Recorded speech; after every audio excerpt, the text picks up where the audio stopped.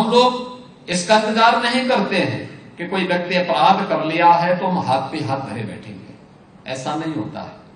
और यही कारण है कि जिस उत्तर प्रदेश में पहले अपराधी अपराध कर लेता था, अब वो अगर अपराध किया है तो उसको अगले 24 से 48 घंटे के अंदर पुलिस के हाथ में उसको लगना ही लगना है, वो कहीं जा नहीं सकता है। और यह स्थिति आज उत्तर प्रदेश पुलिस ने विकसित कर ली है और उसी का परिणाम है कि उत्तर प्रदेश सुरक्षा के मानकों को तेजी के साथ आगे बढ़ा रहा है। हमें समय के अनुरूप अपने आप को तैयार करना होगा। समाज की जो डिमांड है उसके अनुरूप हमें चलना होगा। अगर हम नहीं चलेंगे तो स्वाभाविक रूप से हमारे सामने स्वयं के अस्तित्व का संकट खड़ा होगा। अब समय गया जब उत्तर प्रदेश पुलिस भागती थी और पीछे से अपराधी या कोई दुर्दांत माफिया उसको दौड़ाता था। अब उत्तर प्रदेश पुलिस का नाम सुन करके, उत्तर प्रदेश की पुलिस की कार्य पद्धति को देख करके, उसके द्वारा टेक्नोलॉजी का बेहतर उपयोग करने का परिणाम है कि अब अपराधी नाम सुन करके भागता है। उसके मन में एक भय होता है, उसके मन में कानून का भय भी है और उसके मन में जीरो टॉलरेंस की उस नीति का भय भी है जो उसको कानून के दायरे में ला करके सजा दिलाने में सहायक होता है। और जब तक यह भय नहीं होगा, एक कॉमन मैन के मन में विश्वास नहीं आप पैदा कर सकते। उसको पैदा करना है तो उसके लिए आपको अपने आप को तैयार करना होगा। और मैं इस बात के लिए धन्यवाद दूंगा उत्तर प्रदेश का जो हमारा ये इंस्टीट्यूट है, इसकी स्थापना, यानी आपके सामने बड़ी विचित्र सी स्थिति होगी। ये उत्तर प्रदेश पुलिस के नाम पे ये लैंड थी और इस लैंड पर लखनऊ का एक भूमाफिया कब्जा कर लिया था, किसी को पता ही नहीं था। और तो मेरे पास उस समय के डीजीपी आए, उन्होंने कहा कि यूपी पुलिस की लैंड पर एक भूमाफिया कब्जा कर लिया है और वह काफी सत्ता के नजदीक रहा है। तो मैंने कहा फिर हाथ पे हाथ धरे क्यों बैठे, उसकी पूरी फाइल थोड़ा मुझे उपलब्ध कराओ। पूरी फाइल आई, मैंने देखा, हमने अपनी कार्रवाई को आगे बढ़ाया। मामला चला पुलिस के पक्ष में।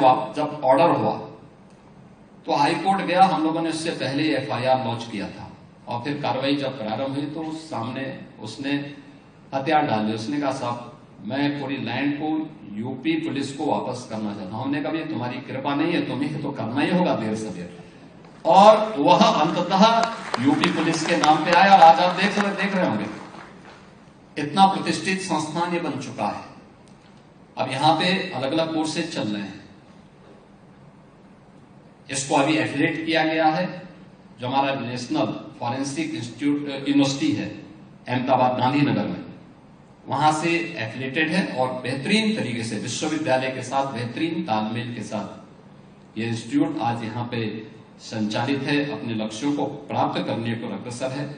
और मेरा मानना है उत्तर प्रदेश पुलिस बल को और उसकी विभिन्न शाखाओं को निरंतर यहाँ पर ट्रेनिंग लेने के साथ ही इस टेक्नोलॉजी के साथ अपने आप को अपडेट करना होगा, चाहे वह आज के समय में फॉरेंसिक से जुड़ी हुई हो, साइबर से जुड़ी हुई हो, आईटी या फिर इस फील्ड से जुड़ी हुई, एआई से जुड़ी हुई हो, रोबोटिक्स से जुड़ी हुई हो या ड्रोन टेक्नोलॉजी से जुड़ी हुई, इन सब से जुड़ी हुई इन सभी को हमें अपने आप को तैयार करना होगा। याद रखना, बहुत जितना आसान टेक्नोलॉजी ने जीवन को बनाया है, उतनी ही बड़ी चुनौती हमारे सामने टेक्नोलॉजी ने दी भी है।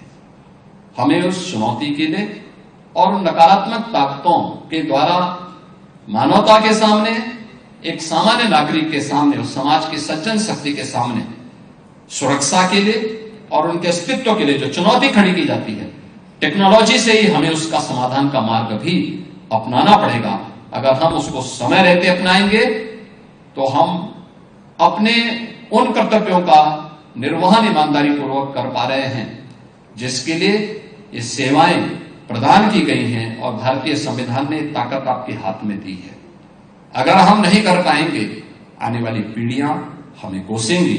इसलिए कोसने के लिए नहीं, बल्कि लोगों का श्रेय और आशीर्वाद प्राप्त करने के लिए जीवन जिया जाता है। और उस उद्देश्य से यह इंस्टीट्यूट उत्तर प्रदेश पुलिस और उत्तर प्रदेश के साथ ही अपनी वर्तमान पीढ़ी को आगे बढ़ने के लिए और उन न्यू एज टेक्नोलॉजी और कोर्सेज के साथ जोड़ रही है, जो आज की आवश्यकता है और भविष्य की विकसित भारत की आधारशिला बनेगी। उस विकसित भारत के, विकसित उत्तर प्रदेश के इस 3 दिवसीय सेमिनार में मैं एक बार फिर से इस पूरे सेमिनार के प्रति अपनी शुभकामनाएं देता हूं। आप सभी का हृदय से अभिनंदन करता हूं और विश्वास करता हूं कि आप इन सभी तीनों क्षेत्रों में जो हमारी वर्तमान की चुनौती है, इन चुनौतियों को सफलतापूर्वक मुकाबला करने के लिए अपने अनुभव का लाभ देंगे और यहां के छात्रों को भी और इस फील्ड के विशेषज्ञों को भी अपने अनुभव से लाभान्वित करेंगे। आप सबके प्रति मेरी शुभकामनाएं हैं। धन्यवाद। जय हिंद।